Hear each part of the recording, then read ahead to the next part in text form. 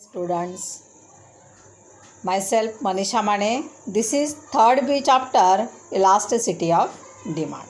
Today's we will be learning about introductions and types of elasticity of demand. One by one, explain the variable of elasticity. First one, to learning about elasticity of demand means introductions. So first one, every student ask two questions. First one questions, the what is mean by elasticity of demand, and second one questions, why are you studying about elasticity of demand. Introductions in last chapter means demand analysis. Explain inverse relation between price and quantity demanded, but does not explain the extent relations between price and quantity demanded, and therefore explain elasticity of demand. जो आपका question था, why are you study about elasticity of demand. हम लोगों ने इससे पहले chapter में price and demand के बीच में अपोजिट रिलेशंस होता है ये देखा है, बट एक्चुअली कितने प्रमाण में ये रिलेशंस चेंज होता है इसकी जानकारी नहीं ली है, और इसी जानकारी के लिए हमें क्या करना है, इलास्टिसिटी ऑफ डिमांड इस चैप्टर को देखना है. तो इलास्टिसिटी ऑफ डिमांड में क्या पढ़ा जाता है. Elasticity of demand means percentage change in quantity demanded due to percentage change in price. हम लोगों ने पहले तो देखा है प्राइस बढ़ेगी तो डिमांड कम होगा, प्राइस कम होगी तो डिमांड बढ़ेगा. ये एक्चुअली एक सिंपल वर्ड में ये सही है, बट ये कितने परसेंटेज में बढ़ेगा मतलब चेंजेस होगा, ये स्टडी हम लोग इलास्टिसिटी ऑफ डिमांड में करेंगे. So second one point is a concept of elasticity of demand means संकल्पना. The elasticity of demand indicate a responsiveness of one variable to a change another variable. The term elasticity means a respond. Which respond change one variables to another variable. एक variable change होने के बाद जब दूसरा variable change होता है means respond करता है, it is explain the elasticity of demand. In other word, the elasticity of demand means degree of responsiveness change in quantity demanded due to change in a price. degree percentage extent respond कर रहा है. क्या respond कर रहा है. So percentage change in a quantity demand. कितनी quantity demand change हो गई है, कब चेंज हो गई है, due to change in price. Therefore it is also known as elasticity of demand. Elasticity of demand में क्या देखा जाता है, तो प्राइस एंड डिमांड ये दोनों किस तरीके से वहाँ पर रिस्पॉन्ड कर रहे हैं, किस तरीके से परसेंटेजेस में उनके चेंजेस हो रहे हैं, ये जानकारी हमें इलास्टिसिटी में मिलती है. एक इम्पॉर्टेंट डेफिनेशन है, जो डेफिनेशंस हमें एग्ज़ाम के लिए भी बहुत इम्पॉर्टेंट है, वो डेफिनेशन है professor Alfred Marshall. According to Professor Alfred Marshall, elasticity of demand is a great or small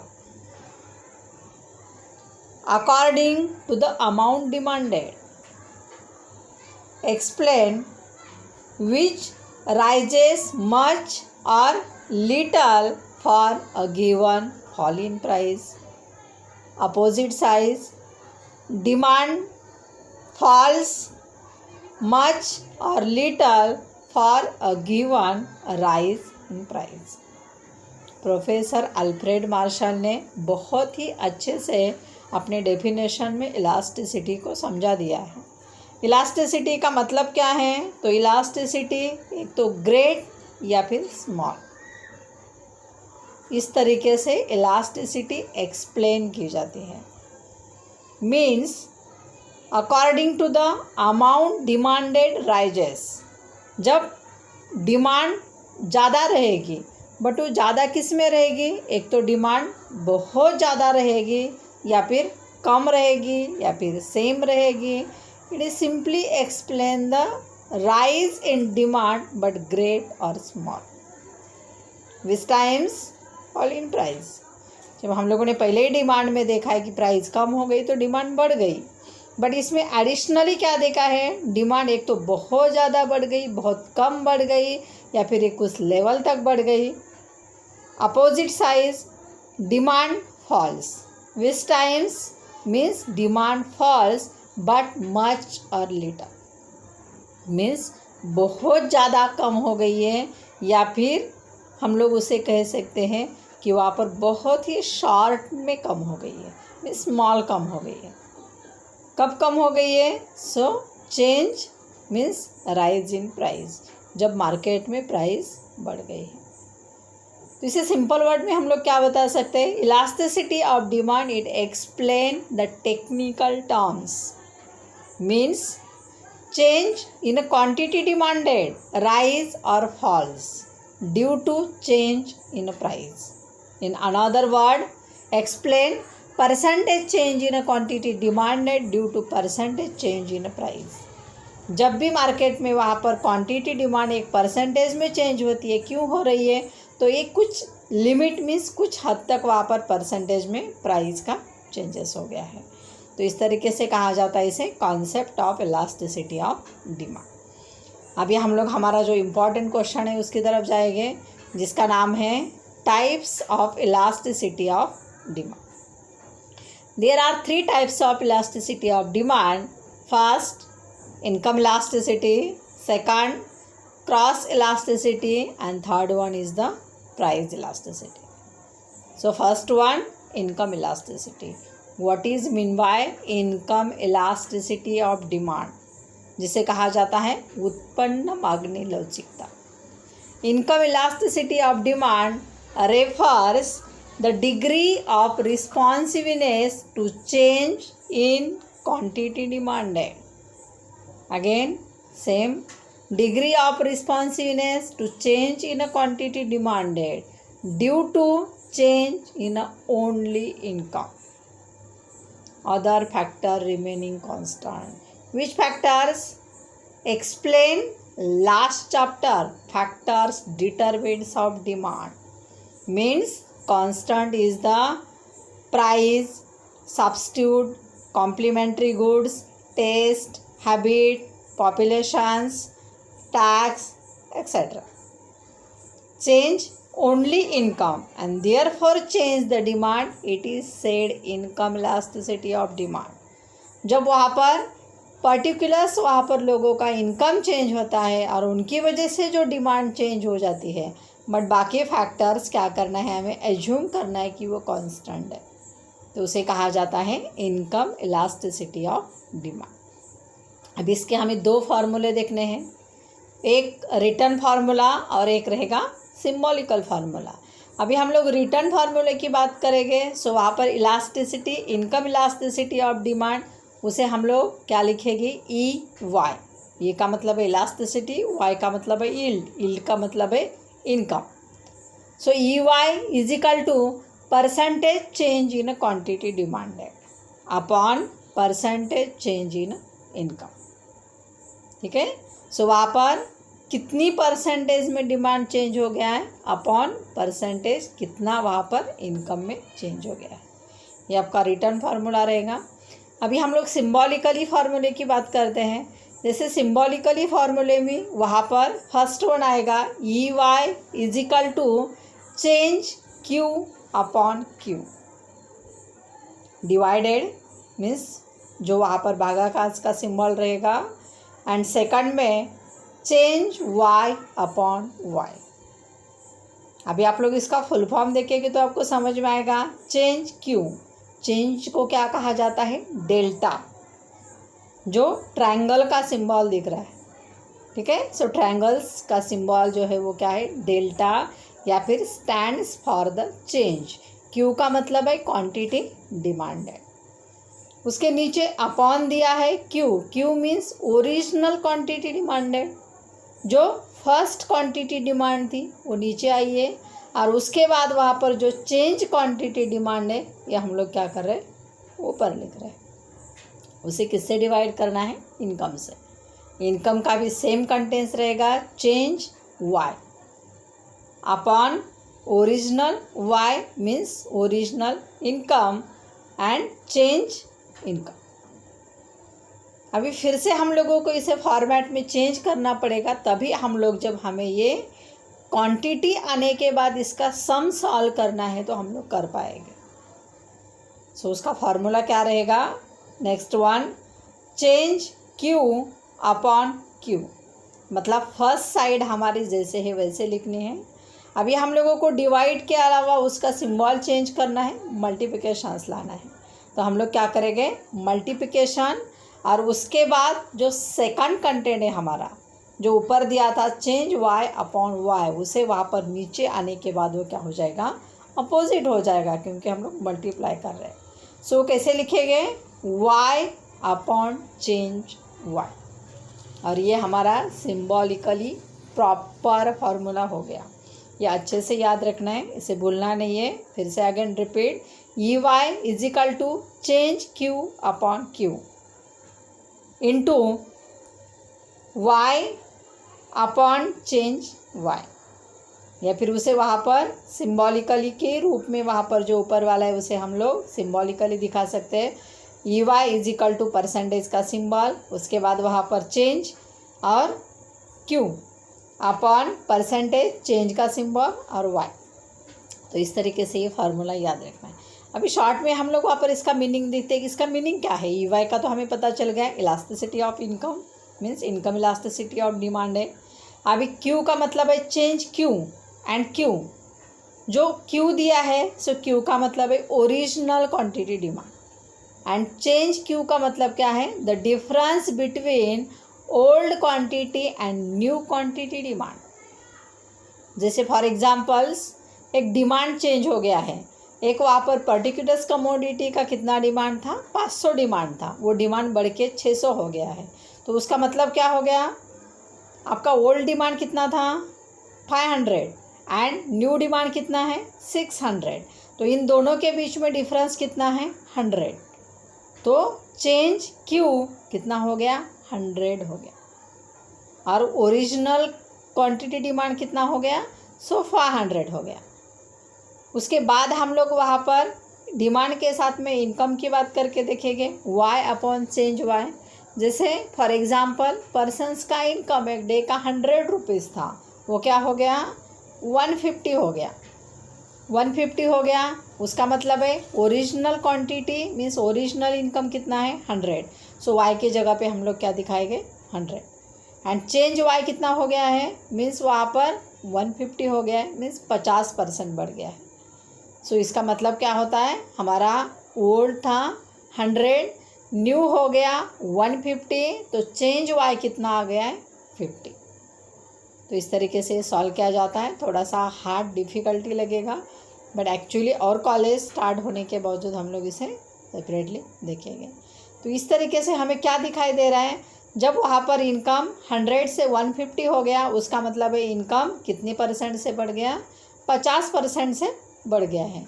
और हम लोग डिमांड की बात करेंगे, सो डिमांड 500 से 600 हो गया, मीन्स डिमांड 20% से बढ़ गया है। तो इसका जब हम लोग रेशियो निकालेंगे सो तो हमें क्या दिखेगा, ये इनकम इलास्टिसिटी के जो हमारे 5 टाइप्स रह गए, जिसे कहा जाता है infinite, second perfect elastic, perfect inelastic, unitary elastic, relative elastic and relatively inelastic. ये आगे हमें प्राइस में देखने हैं और एक बड़ा सा क्वेश्चन देखना है, उस टाइम में ये और रिपीट हो जाएगा। उसके साथ में आप लोगों को चार्ट में टेक्स्ट बुक में यू शुड नो, वैसे तो ये स्टडी आपको इंटरनल्स के लिए करनी है, मतलब ये आप लोगों के 80 मार्क्स के एग्जाम में नहीं होंगे क्वेश्चन, बट इसके टाइप्स हमें पता होने चाहिए। जो मेन 3 टाइप्स दिए हैं, positive income elasticity, second one negative income elasticity and zero income elasticity. Positive income elasticity का मतलब क्या है, normal goods for which demanded means increase the demand which times increase the income. जब आपका income बढ़ता है और उसके बाद जब आपका डिमांड बढ़ता है, तो कौन सी कमोडिटी का डिमांड बढ़ता है, नॉर्मल कमोडिटीज़ का। जैसे भी हम लोगों को फ्रिज चाहिए, हम लोगों को कुछ फर्नीचर्स चाहिए और कुछ चीज़ें चाहिए जो नॉर्मल गुड्स में आती है, उन चीज़ों के लिए हमारा इनकम बढ़ने के बाद डिमांड क्या हो जाता है, बढ़ जाता है, उसे कहा जाता है पॉजिटिव इनकम इलास्टिसिटी। सेकंड आता है निगेटिव इनकम इलास्टिसिटी। अभी निगेटिव इनकम इलास्टिसिटी में अपोजिट दिखेगा, decrease demand which times increase the income. So which commodity, explain the inferior goods. Inferior goods means low price goods या फिर जैसे low quality goods कहा जाता है। जब भी आपका इनकम बढ़ रहा है तो वो इनकम आप लोग डिमांड कम करते हैं, कब, जो गुड्स की क्वालिटी एक्चुअली लो है। फिर आप लोगों के खाने पीने की चीज़ें रहेगी, कुछ कपड़ा रहता रहेगा, कोई भी चीज़ रहेगी। सो लो क्वालिटी के गुड्स इनकम बढ़ाने के बावजूद हम लोग कभी भी बढ़ाते नहीं। थर्ड वन रहेगा जिसे कहा जाता है ज़ीरो इनकम इलास्टिसिटी। अभी ज़ीरो इनकम इलास्टिसिटी का मतलब क्या है, नेसेसरी गुड्स। जैसे फॉर एग्जांपल्स आपका मेडिसिन्स रहेगा, आपका सॉल्ट रहेगा, फूड्स रहेंगे, फ्रूट रहेंगे, एक्सेट्रा। आपका इनकम क्या हो गया, बढ़ गया, या फिर आपका इनकम कम हो गया। जैसे हम लोग सॉल्ट की बात करेंगे, जैसे हमें वहाँ पर एक फॉर एग्जांपल एक 10-12 दिन के लिए एक 1 kg नमक लगता है घर में, बट अभी इनकम क्या हो गया है, कुछ 1000 रुपये से इनकम मंथली बढ़ गया है, तो क्या कोई डबल वहाँ पर सॉल्ट यूज़ करेगा, नहीं करेगा। या फिर वहाँ पर आपका इनकम क्या हो गया है, कम हो गया है, जैसे वहाँ पर कुछ 500 रुपये से इनकम कम हो गया, तो क्या आप लोग सॉल्ट खाना कम करेंगे, तो ये भी नहीं करेंगे। तो इसका मतलब क्या होता है कि नेसेसरी कमोडिटी के लिए आपका इनकम बढ़े या आपका इनकम कम हो जाए, आपका डिमांड क्या रहता है, एक्चुअली सेम कंडीशंस में रहता है, उसे कहा जाता है ज़ीरो इनकम इलास्टिसिटी। ओके, मुझे लगता है ये पॉइंट अच्छे से समझ में आया होगा इनकम इलास्टिसिटी का। अभी हम लोग सेकंड कंटेंट्स की तरफ चलते हैं, जिसका नाम है cross elasticity of demand. First one, what is mean by cross elasticity of demand. So first one हमें क्या करना पड़ेगा, वहाँ पे मीनिंग देखना पड़ेगा कि क्या मीनिंग दिया है, जब ये समझाया है। Cross elasticity of demand means it refers to change in a quantity demanded of one commodity due to change in price of another commodity. बहुत सिंपल तरीके से बताया है, cross elasticity of demand refers to change in quantity demanded of one commodity. एक commodity की quantity demand change हो रही है, कब चेंज हो रही है, due to change in price of another commodity, जब कोई दूसरे कमोडिटी की प्राइस चेंज हो गई है और उसकी वजह से जब डिमांड चेंज हो गया है, तो उसे कहा जाता है cross elasticity of demand. So cross elasticity of demand actually explain किया जाता है सब्स्टिट्यूट कमोडिटी, कॉम्प्लीमेंट्री कमोडिटीज़, या फिर वहाँ पर explain the non related goods. But ये दो मेन पॉइंट रहेंगे, एक तो हमारे जिसे सब्स्टिट्यूट मीन्स पर्यायी कमोडिटी एंड कॉम्प्लीमेंट्री मीन्स पूरक कमोडिटी। इसका भी हम लोग फार्मूला देखते हैं। अभी हम लोग वहाँ पर इसे लिखते समय कैसे लिखेंगे, ईसी। ईसी का मतलब क्या है, elasticity of cross means cross elasticity of demand, मतलब शॉर्ट फॉर्म में कहा जाता है EC. So percentage change in quantity demanded of A commodity upon percentage change in price of B commodity. आप लोग अपने हिसाब से लिख सकते हो, एक्स वाई का भी नाम लिख सकते हो, बट ऊपर क्या है, percentage change in quantity demand, ये कॉमन है। कमोडिटी ली है एक ए कमोडिटी, नीचे क्या है, प्राइस है, परसेंटेज चेंज इन प्राइस, किसकी प्राइस, बी कमोडिटी के। जैसे फॉर एग्जांपल्स हम लोग टी एंड कॉफ़ी का एग्जांपल ले गए, या फिर वहाँ पर कॉम्प्लीमेंट्री में बाइक या फिर वहाँ पर पेट्रोल्स का एग्जांपल ले सकते हैं। तो हमें क्या दिखेगा, जब वहाँ पर एक कमोडिटी की मीन्स टी की प्राइस या फिर टी पाउडर की प्राइस क्या हो गई है, बढ़ गई है, तो डिमांड उसका क्या हो रहा है, मीन्स उसका तो डिमांड कम हो गया है, बट उससे जो सब्स्टिट्यूट कमोडिटी है, उसकी सब्स्टिट्यूट कमोडिटी कौन सी है, तो वो सब्स्टिट्यूट कमोडिटी है कॉफ़ी, उसका डिमांड क्या हो गया है, उसकी वजह से बढ़ गया है। तो इस तरीके से वहाँ पर जो चीज़ें होती है उसे कहा जाता है क्रॉस इलास्टिसिटी। अब ये भी हम लोग सिम्बॉलिकली देखेंगे, ऊपर है हमारा जैसे फॉर्मूला सेम इनकम की तरह बताया गया, EC is equal to change Q A. हमारे क्वांटिटी डिमांड में कमोडिटी कौन सी है, ए, तो क्या लिखा है हम लोगों ने, change Q A upon original Q A, original quantity demand A commodity. उसके बाद डिवाइड का सिंबल है, हमें डिवाइड किससे करना है, सो अदर प्राइस से, मीन्स अदर कमोडिटी के प्राइस से। तो हम लोग क्या लिखेंगे, चेंज प्राइस बी कमोडिटी में, चेंज पी बी अपॉन वहाँ पर लिखेंगे पी बी, मीन्स जो आपकी ओरिजिनल प्राइस है बी कमोडिटी। अभी हम लोग फिर से उसकी तरह लास्ट वन की तरह हम लोग इसे भी फॉर्मेट करेंगे, मतलब कैलकुलेशंस के लिए। तो E C is equal to change Q A upon Q A, मतलब फर्स्ट साइड हमें जैसे वैसे लिखनी है क्वांटिटी डिमांड की। उसके बाद डिवाइड की जगह पे कौन सा सिंबल लाना है, मल्टीप्लिकेशंस का, मीन्स इनटू का। और ऊपर की सेकंड साइड हम लोगों को नीचे के टाइम में अपोजिट करनी है, मीन्स अभी पी बी जो था नीचे वो ऊपर आएगा, P B upon change P B. अभी मुझे लगता है इसका मतलब आप लोग समझ में आया होगा। क्यू ए का मतलब क्या है, वहाँ पर original quantity demanded of A commodity. Change Q ए का मतलब क्या है, difference between old and new quantity demanded of A commodity. उसके बाद वहाँ पर प्राइस के बारे में देखेंगे। सो आप लोगों को पी बी दिखेगा, उसका मतलब है original price of commodity B. And change P B का मतलब है the difference between old price and new price, it is said change price of B commodity. तो इस तरीके से वहाँ पर चेंज करके जो प्राइस निकाली जाती है उसे कहा जाता है चेंज पी बी। और जो हमारा ट्रायंगल का सिंबल है जिसे डेल्टा या फिर स्टैंड्स फॉर द चेंज कहा जाता है।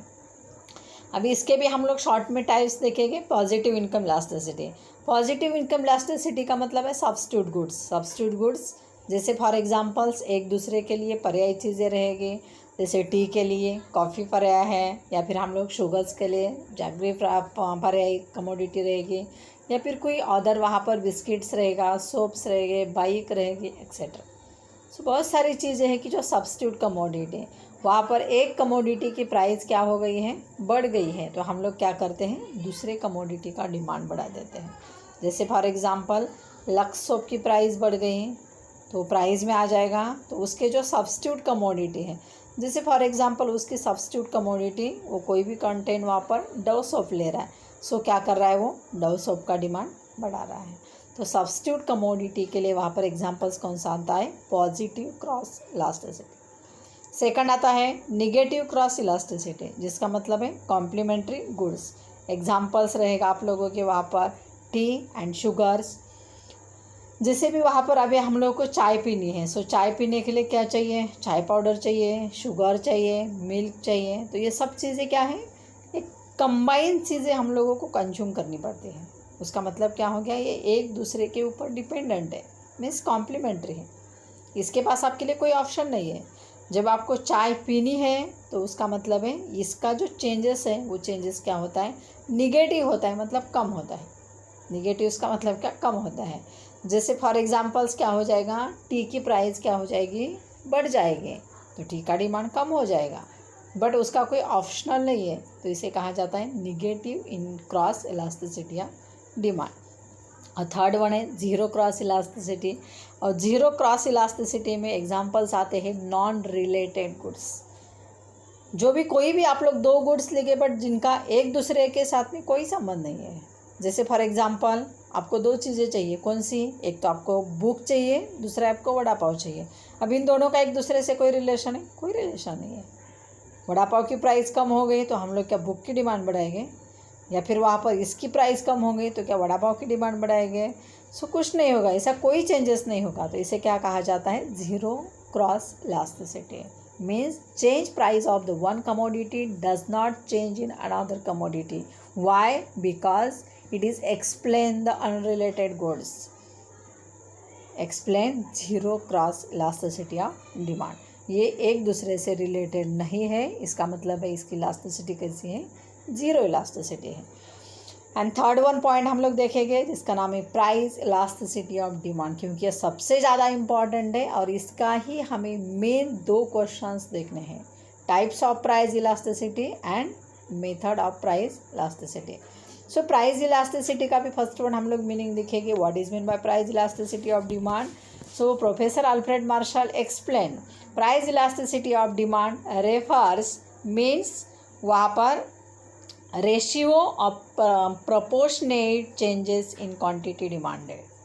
Elasticity of demand is a ratio of proportionate changes in quantity demanded of a commodity given proportionate changes in price. प्रोपोर्शनेट्स का मतलब होता है प्रमाण, जिसे आप लोग परसेंटेज भी बता सकते हैं। बहुत सिंपली बताया है, बस खाली वर्ड को चेंजेस किया है। अल्फ्रेड मार्शल क्या कहते हैं, price elasticity of demand is a ratio of proportionate changes in a quantity demand.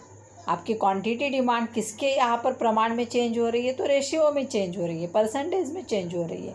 कब चेंज हो रही है, सो वहाँ पर प्रोपोर्शनेट चेंजेस इन प्राइस, जब किसी प्रमाण में प्राइस चेंज हो रही है तो उसे कहा जाता है प्राइस इलास्टिसिटी ऑफ डिमांड। यहाँ पर भी हम लोग वहाँ पर इसके साथ में देखेंगे कि इसके बीच में क्या है, change only price, other factor remaining constant. Which factors, for example again repeat, income is a constant, substitute complementary goods is a constant, population is a constant, government taxes, taste, habit, customs, traditionals, commodities price etc.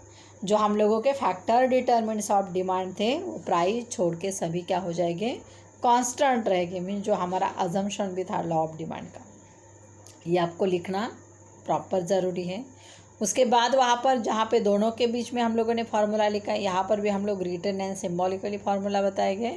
So price elasticity of demand को हम लोग क्या बताएंगे, ED. ED is equal to percentage change in quantity demanded upon percentage change in price. ये आपका कैसे formula है, return formula है। जैसे भी वहाँ पर एक परसेंटेज चेंज प्राइस में, जैसे फॉर एग्जांपल प्राइस में कुछ 10% का चेंज हो गया, सो डिमांड में भी 10% का चेंज हो गया। सो एक्चुअली इलास्टिसिटी में कितना चेंज हो गया, तो 1% का चेंज हो गया। तो हम लोग ये सिंपल बता सकते हैं, बट इसके लिए जो कैलकुलेशन है मीन्स आपका change quantity demanded and change price. अभी हम लोग सिम्बॉलिकली फार्मूला भी देखेंगे, आप लोगों को पहले याद रहेगा तो ये बहुत आसानी से बना पाएंगे। ED is equal to quantity demand की साइड सेम आएगी। उसका मतलब है फर्स्ट क्या लिखना है, change Q upon Q, change quantity demand upon quantity demand divided, उसके बाद चेंज प्राइस अपॉन प्राइस।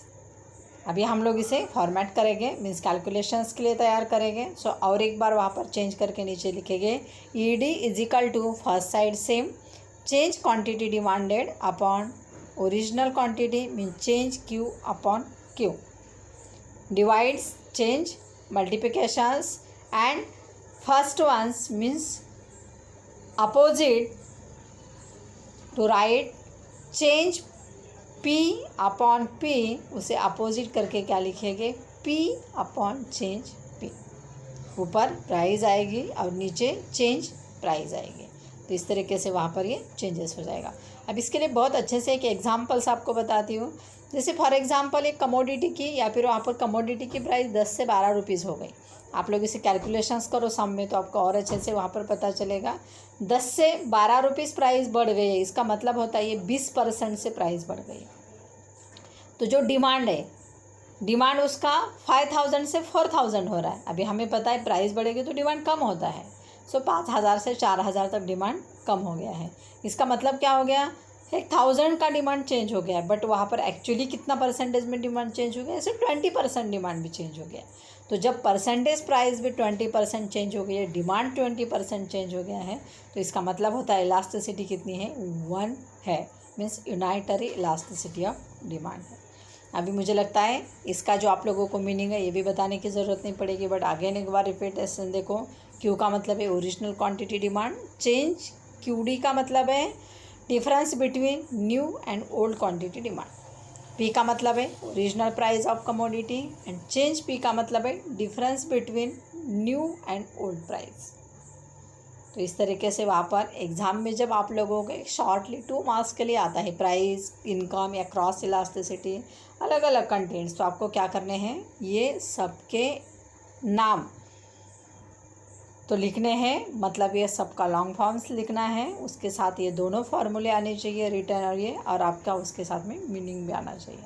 और उसके जो टाइप्स हैं, इसके टाइप 5 टाइप्स आते हैं, जो आगे हम लोगों को उसका सविस्तर क्वेश्चन देखना है। नेम है उसका फर्स्ट वन, जिसे कहा जाता है infinite elasticity of demand, perfectly inelastic demand, unitary elastic demand, relatively elastic demand and relatively inelastic demand. ये हमारे 5 टाइप्स हैं। ये टाइप्स हम लोग price elasticity and income elasticity इसके लिए यूज़ करते हैं, बट हम लोगों को प्राइस का ही आगे वाला क्वेश्चंस देखना है।